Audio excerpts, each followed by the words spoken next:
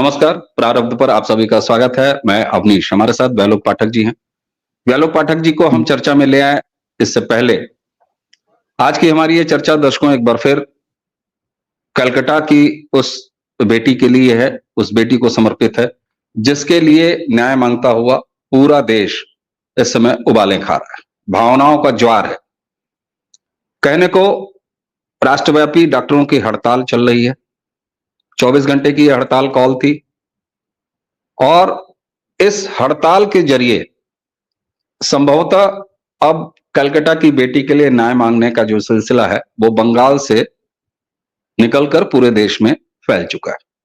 हालांकि जिस बंगाल से उसे सबसे पहले न्याय मिल जाना चाहिए और न्याय वहीं से उसको मिलेगा, वहां उसके लिए प्रतिकूल स्थितियां बनी। कुछ आरोप भारतीय जनता पार्टी के नेता शुभेंदु अधिकारी ने लगाए, बड़े गंभीर आरोप है। अब चूंकि सारी उस बेटी को मिलने वाला न्याय सीबीआई की जांच और उसके निष्कर्षों पर ही आधारित है, उसी पर निर्भर करेगा, इसलिए शुभेंदु अधिकारी जो कि वहां नेता प्रतिपक्ष भी हैं, उनके लगाए आरोप बेहद गंभीरता से लिए जाने की आवश्यकता है। शुभेंदु अधिकारी अपने पहले आरोप में यह कह रहे हैं कि मृतका डॉक्टर का विसरा कोलकाता पुलिस द्वारा जांच के नाम पर बदल दिया गया है। फोरेंसिक जांच के लिहाज से यह बहुत बड़ा आरोप है। दूसरा वो आरोप लगाते हैं कि इस जघन्य अपराध और घटनास्थल में कई व्यक्तियों की संलिप्तता से इनकार नहीं किया जा सकता। इसके सपोर्ट में कई सारे ऑलरेडी एविडेंसेस मौजूद हैं। पोस्टमार्टम करने वाले टीम के उस डॉक्टर और पोस्टमार्टम के रिपोर्ट के हिसाब से, उनके दावे के हिसाब से जितनी क्वांटिटी में, मैं एक बार फिर समझा रहा हूं, लेकिन सीमन उस मृतका बच्ची के अंग से मिले हैं, वो ये साफ कहते हैं। तीसरा उनका आरोप है कि खून से सने वस्तुओं को बाद में बदल दिया गया है और कोलकाता पुलिस द्वारा की गई जब्ती में जो दर्शाया गया है वो वास्तविक सामान नहीं है, जिसे डीएनए परीक्षण द्वारा अच्छी तरीके से पता लगाया जा सकता है। ये आरोप भी बेहद गंभीर है और जिस तरीके से 7-8 हजार गुंडों को भेजकर सबूत नष्ट कराए गए और 5 दिन की देरी घोषित किया ममता बनर्जी ने शुरुआत में कि सीबीआई को हम 18 तारीख को देंगे, उससे भी यह साफ दिखाई देता है। चौथा आरोप उन्होंने लगाया है कि वॉश बेसिन को हटाकर वहां पर दूसरा नया बेसिन लगा दिया गया, जबकि वो वॉश बेसिन टूटा भी नहीं था। इसका मतलब है वहां भी कुछ धुलाई धुलुई के सबूत रहे होंगे। पांचवा आरोप शुभेंदु अधिकारी का है कि परिसर के किसी दूसरे कोने में, ये बेहद गंभीर है, इसे फिर सुनिएगा, परिसर के किसी दूसरे कोने में डॉक्टर की हत्या करने के बाद शव को आरजी कर मेडिकल कॉलेज के सेमिनार हॉल में ले जाया गया। ये बेहद गंभीर। और एक चीज और, परिस्थिति जन्य साक्ष्य, इसका बड़ा महत्व होता है किसी भी पुलिसिया जांच में या किसी भी एजेंसी जांच में, और कई बार अदालतें भी परिस्थिति जन्य साक्ष्यों के आधार पर अपने फैसले सुनाती। आप देखें इस पूरे घटनाक्रम में व्यालोक भाई, मैं आपको अब चर्चा में शामिल कर रहा हूं, जो परिस्थिति जन्य साक्ष्य दिखाई दे रहे हैं, पब्लिक में दिखाई दे रहे हैं कि ममता बनर्जी सरकार, ठीक है, शाहजहां शेख के मामले में उन्होंने पूरी तरह से आगे आके बचाव करने का प्रयास किया था, जांच को डिस्टर्ब करने का प्रयास किया था, सीबीआई तक न जाए इसका प्रयास किया था, लेकिन वो प्रयास वो सरकार में रहते अपने अधिकारियों, अपने टूल किट के माध्यम से करा रही थी। लेकिन यहां पर कलकत्ता आरजी कर मेडिकल कॉलेज के मामले में वो खुद सड़क पर उतर गई हैं और ऐसे लग रहा है कि उनका वश न चले तो हर जगह वो खुद भौतिक रूप से प्रकट हो जाए और इस मामले का बचाव करें। ऐसे में ये सनसनीखेज आरोप शुभेंदु अधिकारी के, उसके बाद डॉक्टरों का 42 डॉक्टरों का इन्होंने ट्रांसफर किया, कुछ की गिरफ्तारियां की और लॉकेट चटर्जी से लेके और तमाम लोगों की गिरफ्तारियां कर रही हैं। सोशल मीडिया एक्टिविस्ट, उनको जो है समन्स दिए जा रहे हैं, उनको नोटिस दिया जा रहा है। अब ऐसे में क्या ये मान लिया जाए कि ममता बनर्जी ने उस दबाव को महसूस करना शुरू कर दिया है और कर भी दिया है, तो फिर इसका कुछ फल सामने दिखाई देगा? क्योंकि देखिए, जांच अब सीबीआई कर रही है, फैसला वहीं से आना है, मामला वहीं से हल होगा। लेकिन ऐसी बहुत सारी राजनीतिक चीजें हैं, सामाजिक चीजें हैं, जो कि आसपास हो रही हैं, उसका हल होना भी उतना आवश्यक है।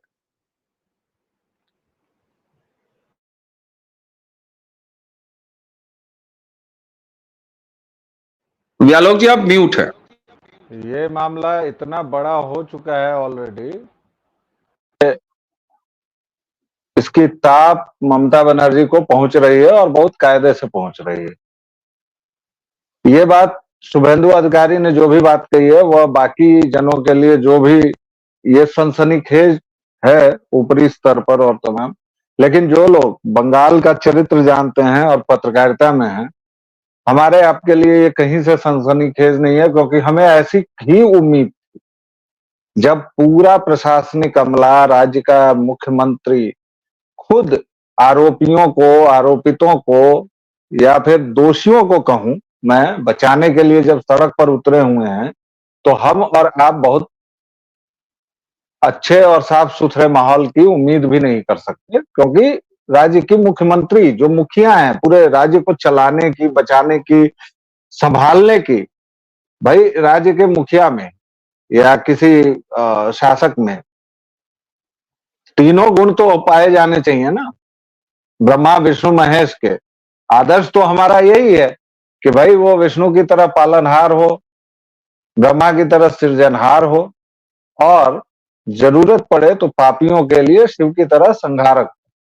लेकिन यहाँ दिक्कत यह है कि संहारक तो सारे के सारे हैं, संहारक गुण हैं, लेकिन वो भी शिव की तरह के नहीं है। वो पूरे राज्य की जनता का संहार कर रही हैं ममता बानो, जिहाद के जरिए। और इस सब तरह की जो उलटबाजियां हैं, जैसे वो, अब इससे हास्यास्पद बात क्या हो सकती है और इससे अजीब बात क्या हो सकती है कि आप ही राज्य की गृह मंत्री हैं, आप ही स्वास्थ्य मंत्री हैं और आप ही मुख्यमंत्री भी हैं, और आप कह रहे हैं कि दोषियों को सजा दो। कौन देगा सजा? किसके हाथ में है ये? सरकार आप ही है ना, और तीन सबसे महत्वपूर्ण मंत्रालय। आप देखिए ये देश, अवनीश भाई, हम लोग कलकत्ता पर तो चर्चा कर ही रहे हैं, लेकिन ये देश कितना मजेदार है। एक जगह का मुख्यमंत्री है, आधे अधूरे स्टेट का, जो कोई डिपार्टमेंट अपने पास ही नहीं रखता है। आप समझ ही गए होंगे मैं किसकी बात कर रहा हूं। मुख्यमंत्री हैं जो गृह मंत्री भी हैं, स्वास्थ्य मंत्री भी हैं, मुख्यमंत्री भी हैं, ममता बनर्जी जी।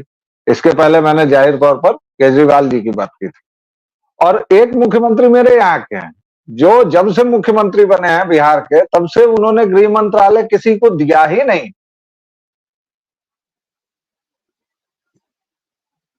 तो ये तीन अलग अलग, मैंने वैसे ही, ये विषयेतर बात लगेगी, लेकिन आप देखिए कि इस देश में लोकशाही के नाम पर क्या क्या हो रहा है।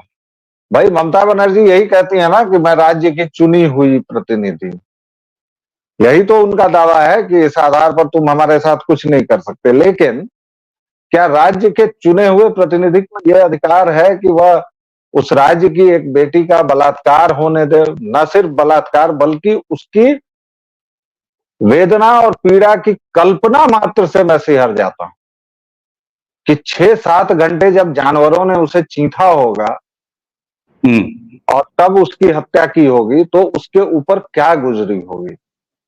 इसीलिए मैं फिर से एक बार कह रहा हूं कि ये आरोप सनसनीखेज हैं और बहुत ही महत्वपूर्ण है, लेकिन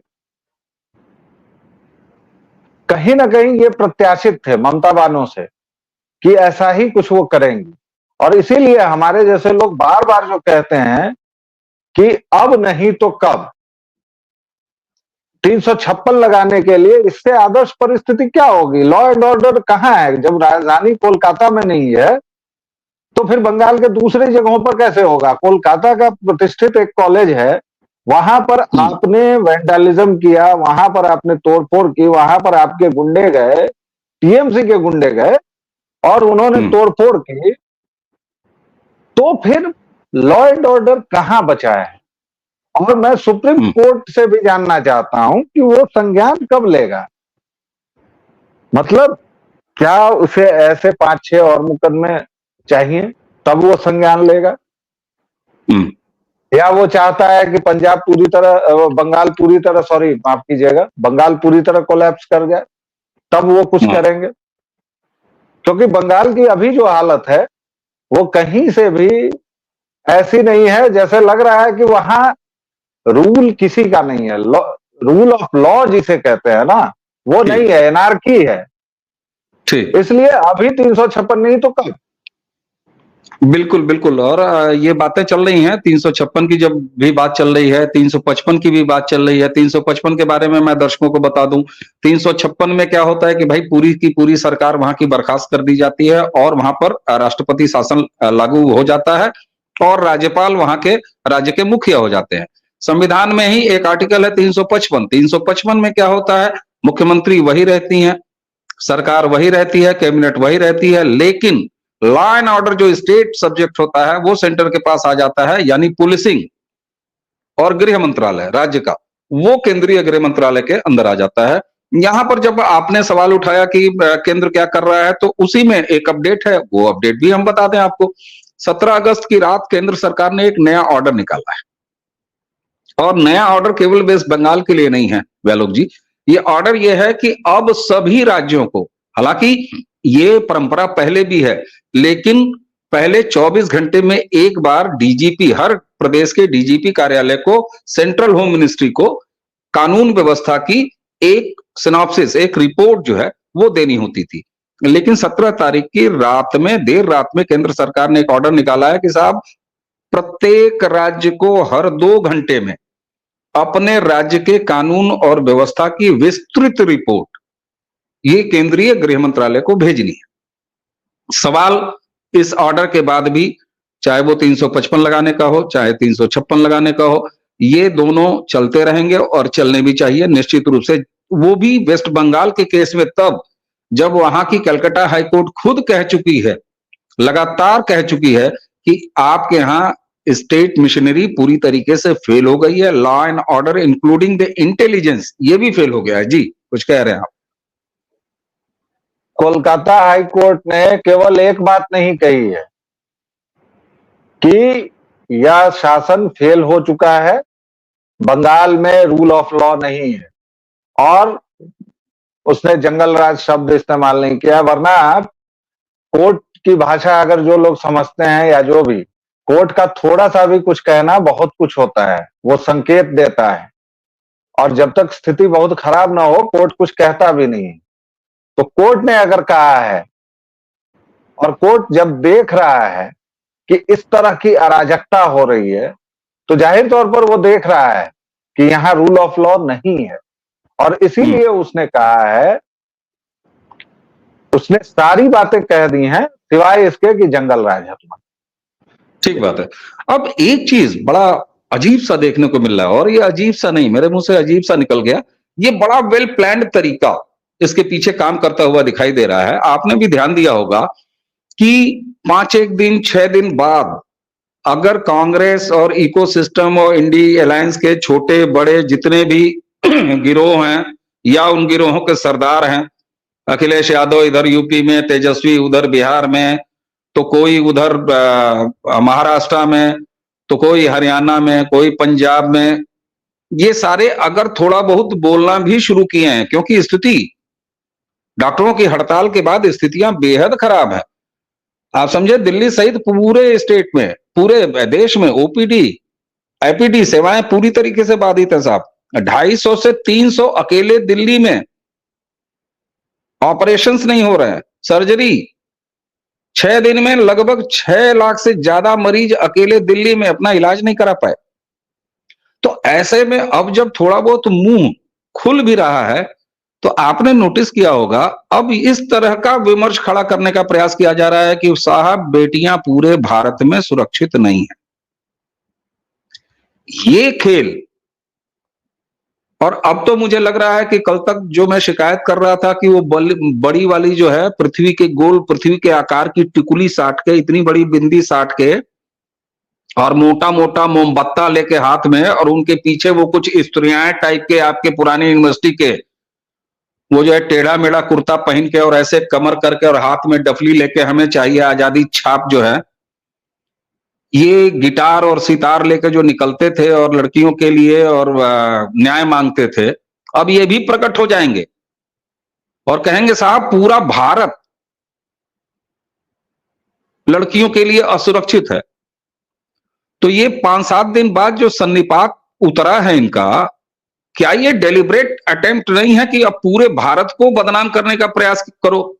उससे दो फायदे होंगे, एक तो पूरे भारत में महिला विरोधी माहौल बनेगा सरकार के खिलाफ, और दूसरा ये कि दीदी वाले खेले पर बात कम हो पाएगी। इनकी यही स्ट्रैटेजी ही है और यही रणनीति रहती है। आपको याद होगा इसमें तो ये कुंभकर्ण लोग 5वें 6ठे दिन जाग गए। ठीक इसके पहले बांग्लादेश में जो हिंदुओं के साथ हुआ, आप देखिए, हम लोगों ने तो 4 दिन 5 दिन उस पर लगातार बात की, अभी अब बात नहीं हो पा रही है, लेकिन इन लोगों ने 8-8 दिन उस पर चुप्पी साधी और जब कहा तो क्या कहा, बांग्लादेश से पहले हमें देखना होगा कि इजराइल में क्या हो रहा है, हमें देखना होगा यूक्रेन में क्या हो रहा है, हमें देखना होगा अजरबैजान में क्या हो रहा है, हमें देखना होगा इथियोपिया। पूरी दुनिया की परिक्रमा इन्होंने कर ली। ये नहीं कहा कि बांग्लादेश में हिंदुओं का नरसंहार हो रहा है जो जिहादी कर रहे हैं, ये इनसे नहीं होगा।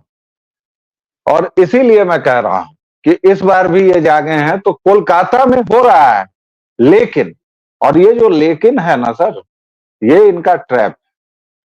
लेकिन क्या, लेकिन करने के बाद तो आप बात को बहुत डाइल्यूट कर देते हैं, फिर आप ले आएंगे और देखिए स्त्रियों के खिलाफ हिंसा और अपराध हमारे देश के हर एक कोने में होता है और अपराध को आप शून्य करने का दावा भी नहीं कर सकते। आप अगर मानवीय इसको जानते हैं, तनिक भी मनोविज्ञान को जानते हैं, हाँ उसको नियंत्रित कर सकते हैं। लेकिन जब आप नियंत्रित करने की बात कर रहे हैं तो आप नियंत्रित करने की बात नहीं कर रहे हैं, आपका सिलेक्टिव है मामला। आप सिलेक्टिव एमनेजिया के शिकार हैं क्योंकि आप तब छांटने लगते हैं। हाथरस कांड होता है तो आपको कार भी मिल जाती है, ट्रेन भी मिल जाती है, चॉपर भी मिल जाता है, आप विद इन आवर्स वहां मौजूद होते हैं। कोलकाता कितने नेता गए हैं, या फिर बच्ची के माँ बाप से मिलने कुछ इंडी गठबंधन वाले, कोई गया है? याद नहीं गए साहब, नहीं गए, ऐसा? बिल्कुल नहीं गए। अच्छा एक चीज और, प्रारंभ पे हम लोगों ने, आपने कहा कि बांग्लादेश पे बात नहीं हो रही। अरे साहब बांग्लादेश पे लगातार बात हो रही है। इधर जो है बांग्लादेश पे जरा दूसरे लिहाज से बात हो रही है।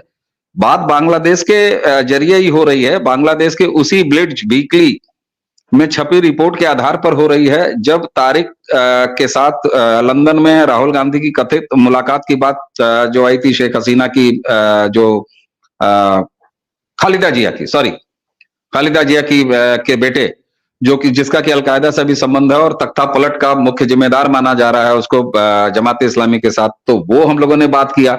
लेकिन अब ब्लिट्ज के सलाउद्दीन साहब ने जो है एक दूसरा बम फोड़ना शुरू किया है, तो वो अब उसके जरिए बात हो रही है, उस पर भी बात हो रही है, तो बात तो हो रही है। हम घूम के वहीं आएंगे।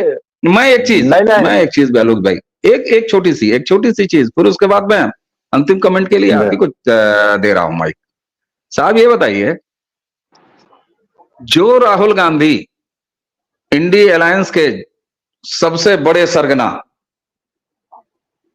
वो वो रिपोर्ट ये खुलासा कर रही है और दावा कर रही है उनके बीबी और बच्चों के बारे में, जो अपने और बीबी बच्चों को त्याग कर, इस देश से छुपा कर इतना बड़ा त्याग कर रहा है, तो उससे आप क्यों उम्मीद कर रहे हैं, या उसके सहयोगियों से या उसके गिरोह के लोगों से आप कैसे उम्मीद कर सकते हैं कि वो किसी एक बेटी जिसको कि इस तरीके से मार दिया गया उसके लिए जो है वो आंसू बहना शुरू कर देंगे?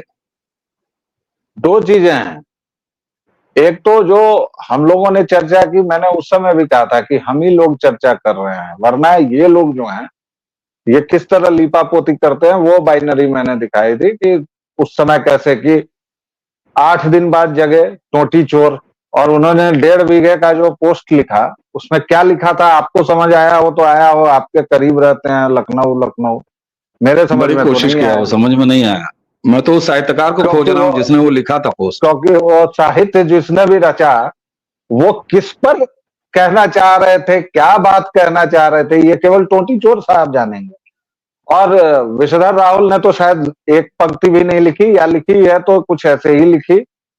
अच्छा, प्रियंका वाड्रा को ऑल आइज ऑन रफा और गाजा पर हमें तुरंत करने की जरूरत है, ये सब तो सब उन्होंने किया। मैं वही कह रहा हूं कि ये चुट्टे जो हैं ये इसी तरह करते हैं, ठीक बात। दो बातें करते हैं, या तो ये उस पर बात नहीं करेंगे, और बात करेंगे तो उसको ऐसी जलेबी छानेंगे कि सामान्य आदमी उसको समझ नहीं पाए, चकरा कर रह जाए, वो कहे कि ये क्या मामला है। माफ कीजिएगा, आप जिलेबी जैसे निरीह प्राणी को इस तरीके से प्रताड़ित मत करिए। आप जिलेबी की बात कर रहे हैं।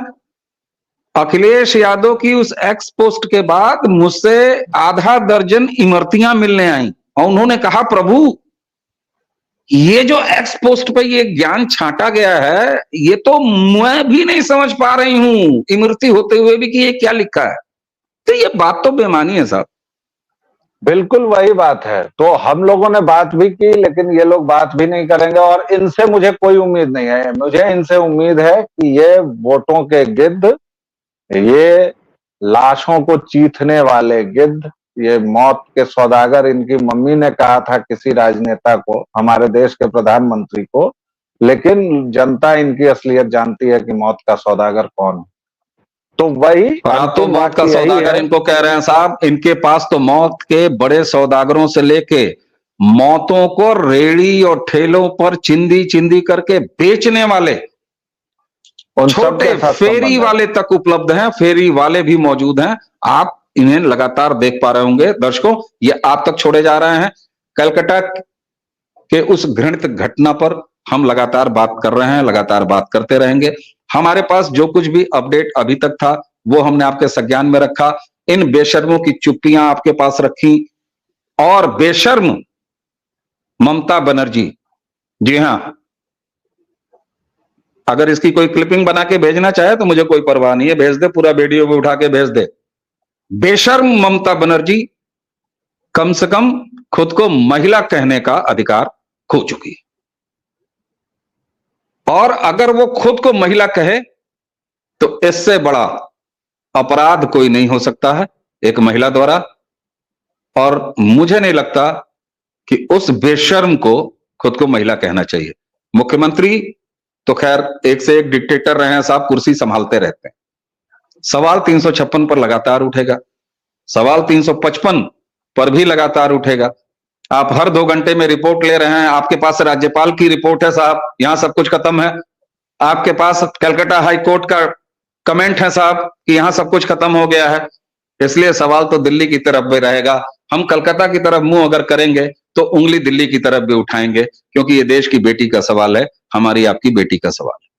बैलोक जी, आपने हमें समय दिया, आपका बहुत बहुत धन्यवाद। दर्शकों, आप हमें लगातार स्नेह दे रहे हैं, हमारे कंटेंट देख रहे हैं। वीडियोस के नीचे आइए, आपको हमसे जो अपेक्षा है, जिस तरह की अपेक्षा है, खुल के लिखिए। हमें डांटना हो तो डांटिए, स्नेह तो आप देते ही हैं। आप सभी को बहुत बहुत प्रणाम।